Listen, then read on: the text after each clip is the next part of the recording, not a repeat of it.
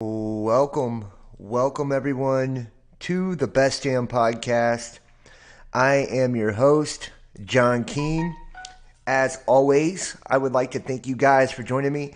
Ask that you please add, follow, and check us out, www.thebestdamnpodcast.tv.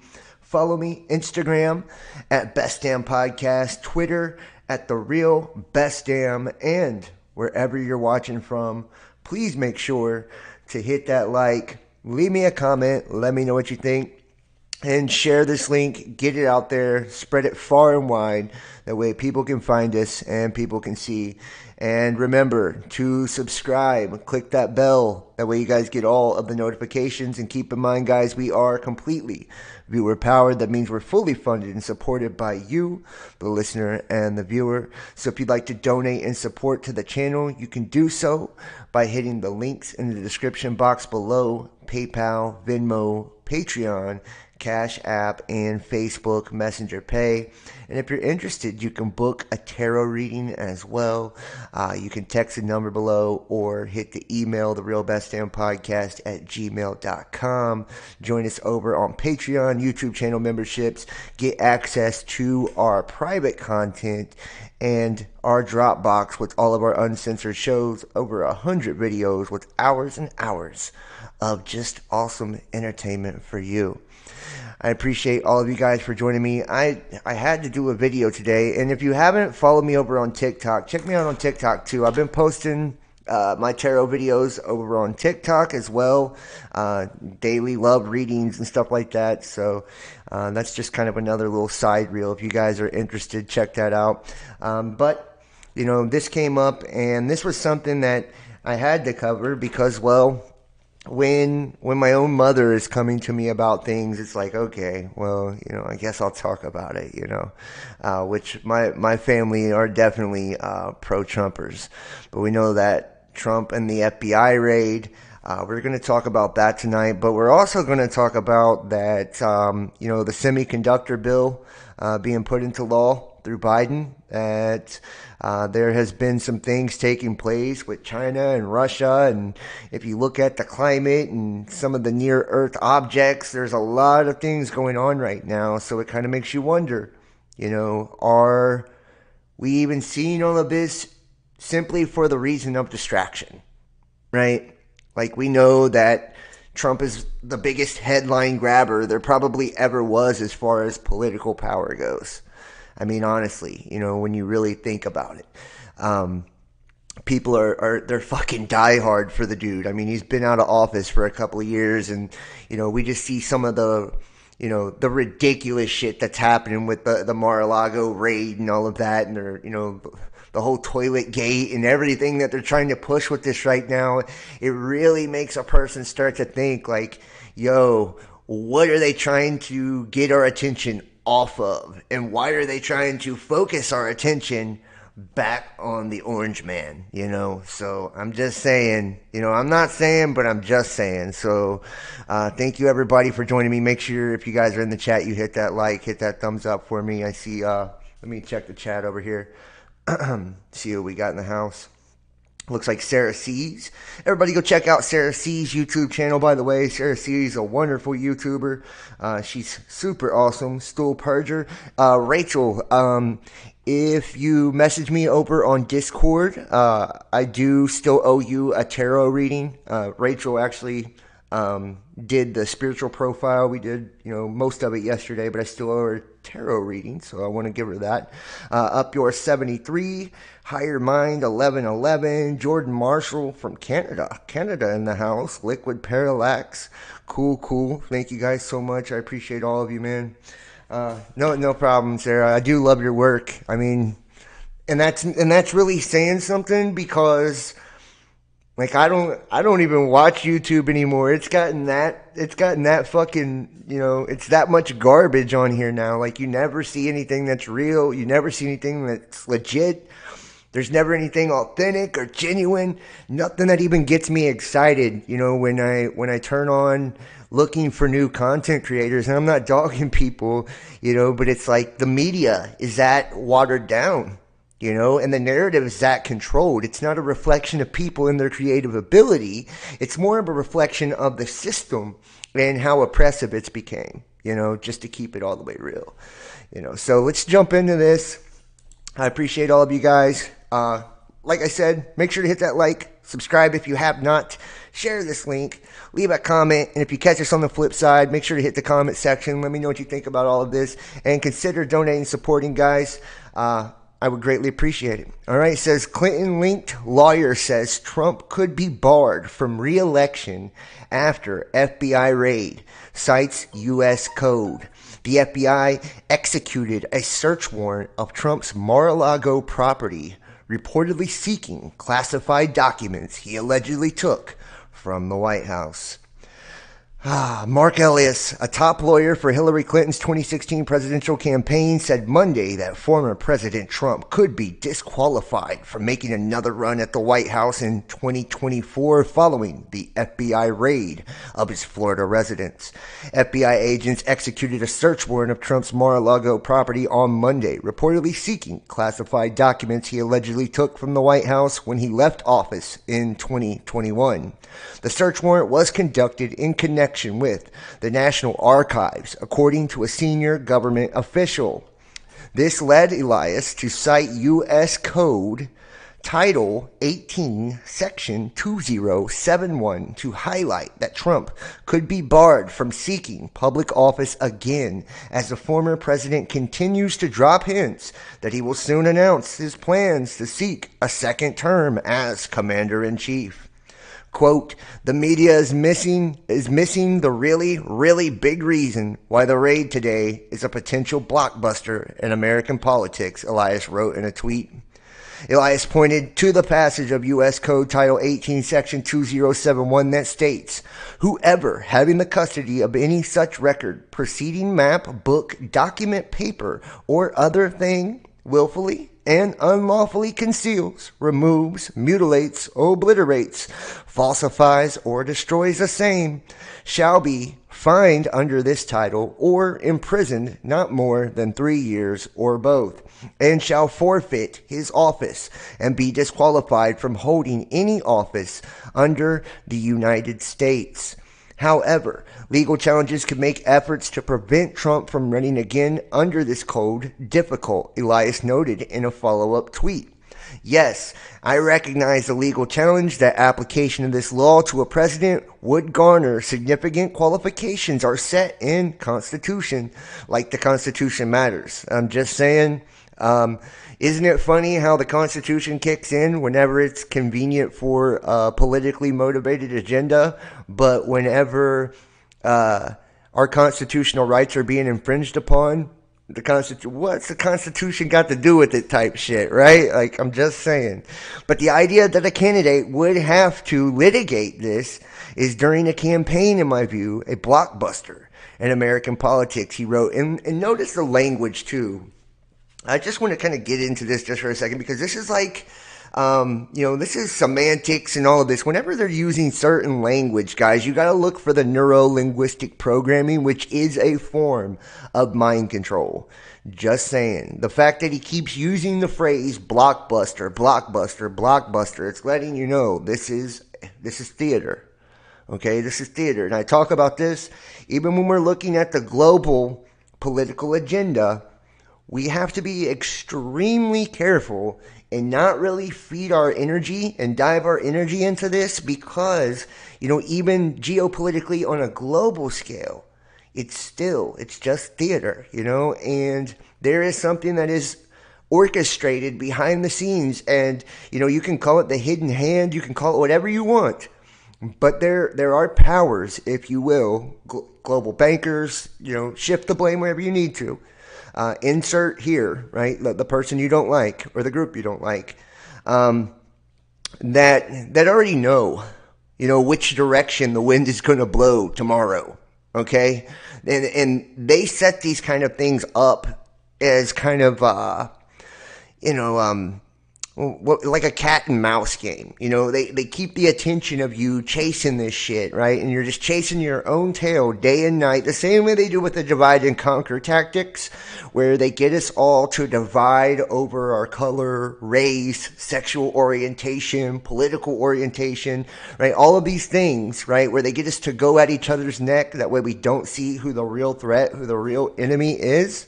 They do the same thing with shit like this, right? And using the frame, or the phrase, the frame, I'm sure that wasn't an accident, I just used that word, but the phrase blockbuster lets you know that in itself it is theater. It says, yes, I recognize the legal challenge that application of this law to a president would garner since qualifications are set in Constitution. But the idea that a candidate would have to litigate this during a campaign is, in my view, a blockbuster in American politics. He wrote, the Presidential Records Act of 1978 requires presidential administrations to preserve certain documents. According to the National Archives, the presidential records in 15 boxes taken from Mar-a-Lago earlier this year include documents classified over national security concerns. You can see the picture of, baby hands right there. It says, the agency has called on the Department of Justice to probe whether the former president violated federal law in his handling of records because the National Archives and the Records Administration identified classified information in the boxes. NARA staff has been in communication with the Department of Justice. Then U.S. Archivist David Ferrero wrote in a letter to Congress. Trump released a statement Monday announcing the FBI's raid, and he slammed the federal government for search of his property. And let's see if we can pull up his statement. We'll get some quotes from it right here, though. It says, nothing like this has ever happened to a president of the United States before, Trump wrote. After working and cooperating with the relevant government agencies, this unannounced raid on my home was not necessary or appropriate. It is a prosecutorial misconduct, the weaponization of the justice system, and an attack by radical left Democrats who desperately don't want me to run for president in 2024, especially based on recent polls, and who will likewise do anything to stop Republicans and conservatives in the upcoming midterm elections. He continued, adding that such an assault could only take place in broken third world countries. And I think he's right with that. Just to keep it all the way real. And what is that statement actually saying? And see, and that's where people, when you don't, people talk mad shit about me. They're like, oh, you're always looking for something, John. You're a conspiracy theorist, right? You're always looking for something. It's like, well, if you don't read between the lines, you will fucking miss it, man. And when he's saying statements like, yo, this type of thing only happens in third world countries, he's absolutely correct.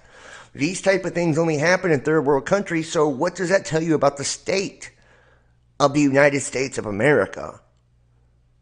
Like, that's a bigger reflection of the political state of our government as a whole than anything. And we have to understand that a lot of the heavy blows and the damage that we're seeing during the Biden administration was dealt out by Trump himself. And people can be as mad as they want at me, and I'm not taking either side. I don't believe in left or right, red or blue, none of it, okay? I think it's all bogus fucking bullshit, right? And that's just real.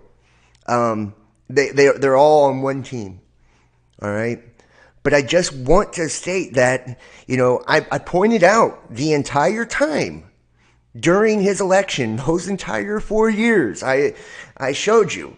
Every time he was making a move, what exactly the real repercussions of those things would entail. And we find ourselves here. And you know what? It was taking place way before Trump, during the Obama administration, during the Bush administration. And you know what? And it continues into the Biden administration because they're all playing for the same damn team. You feel me? And he was, in my opinion, the final kind of coup d'etat, if you will, to undermine the United States Constitution and collapse the United States government. And remember, prophetically, King Cyrus, who the Christian religion was so happy to connect him to, right, from the Bible. King Cyrus, who became the king of Babylon, who was the outsider who became the king of Babylon, who was minted on a gold coin.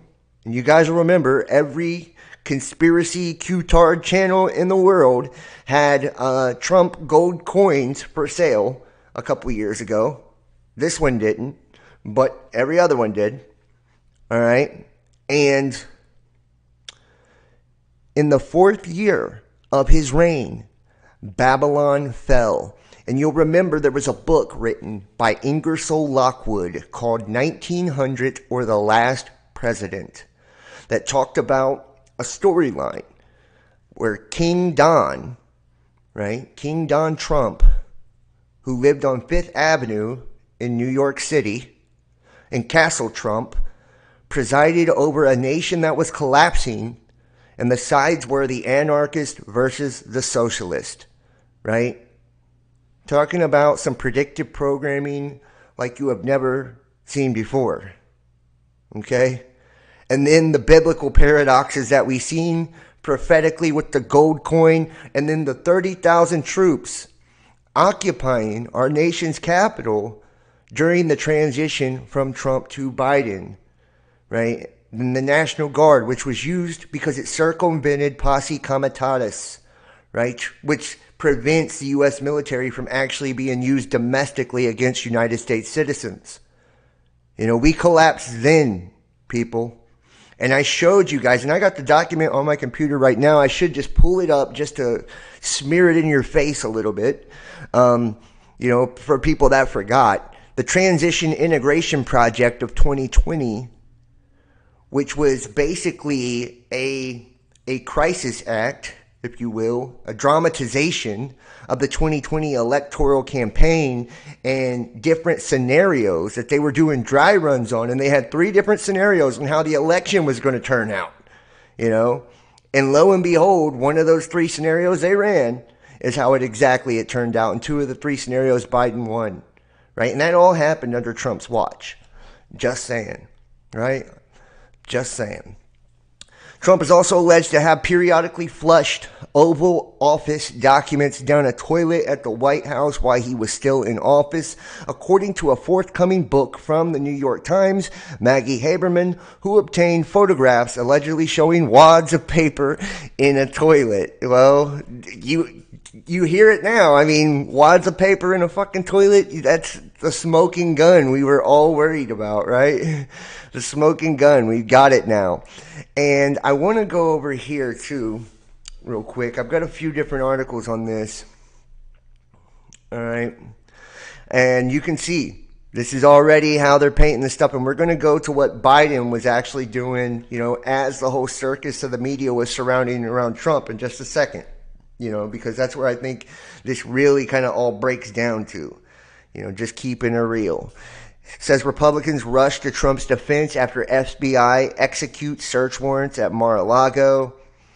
And you see here, it says the top congressional Republicans are rushing to former President Donald Trump's defense after the FBI executed a search warrant at his Mar-a-Lago resort in Florida as part of an investigation into the handling of potentially classified material. House Minority Leader Kevin McCarthy told Attorney General Merrick Garland to preserve your documents and clear your calendar, warning of an oversight probe when Republicans take back the chamber in the midterm elections. The Department of Justice has reached an intolerable state of weaponized politicization, said McCarthy. House Republicans briefly discussed the FBI search during a conference call on Tuesday, multiple sources told CNN.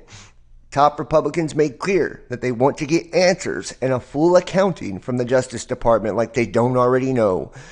The call had been previously scheduled in order to discuss the Inflation Reduction Act that's coming to the House floor on Friday. See, there's always a political agenda behind these large blockbuster deals that are taking place in politics here.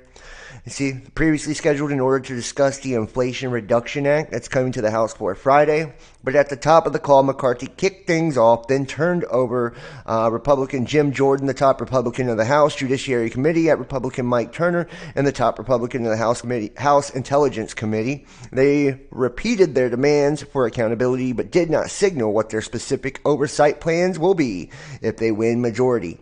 And Trump is also set to meet Tuesday with about a dozen members of the House Republican Study Committee, led by Indiana Republican Jim Banks, at his residence in Bedminster, New Jersey, according to a person familiar with their plans, providing a timely opportunity for the former president to rally members to his side after the FBI search. And now let's go to Mr. Biden here. Right, remember him and Kamala Harris? They just had an executive order. I mean, there's just been a lot of shit that's been taking place politically, and they're major laws that infect. I don't know why I keep having these Freudian slips, but I swear they're probably legit. They don't just infect; they affect the country and the way that it's ran big time. So, Biden signed semiconductor bill into law, though Trump raid overshadows the event. President Biden on Tuesday heralded legislation that will pump more than $50 billion into research and manufacturing of semiconductor chips, which power everything from medical devices and cars to computers and weapon systems, as a once-in-a-generation investment in America itself. Today, America is delivering, and I honest to God believe that 50, 75, 100 years from now, people who will look back on this week, they'll know that we met this moment, Biden said ahead of signing the CHIPS and Science Act, short for Creating Helpful Incentives to Produce Semiconductors for America Act. The ceremony was attended by chief executives of Lockheed Martin, Intel, HP, Micron, and Advanced Micro Devices, along with union leaders and lawmakers. And, I just want to say that the executive order that him and Kamala Harris put into play, and all of this goes into the whole Build Back Better agenda. And if you remember any of the videos that we've done over the last couple of years, that is the 666 Green Deal, right? And we've talked about the occult and esoteric meanings of the green and the Build Back Better and 666. We're not going to get into all of that tonight. But I'm just saying, and they do it right under, the guise of, the big media storm around Trump. The legislation provides $10 billion to invest in regional technology hubs across the country, with a 25% investment tax credit for expenses for manufacturing of semiconductors and related equipment. It also authorizes roughly $100 billion in spending over 5 years on scientific research, including more than $80 billion for the National Science Foundation. This was a week intended to be full of victory laps as Biden emerged from his COVID isolation, just as Senate Democrats passed a signature climate, health care, and tax packages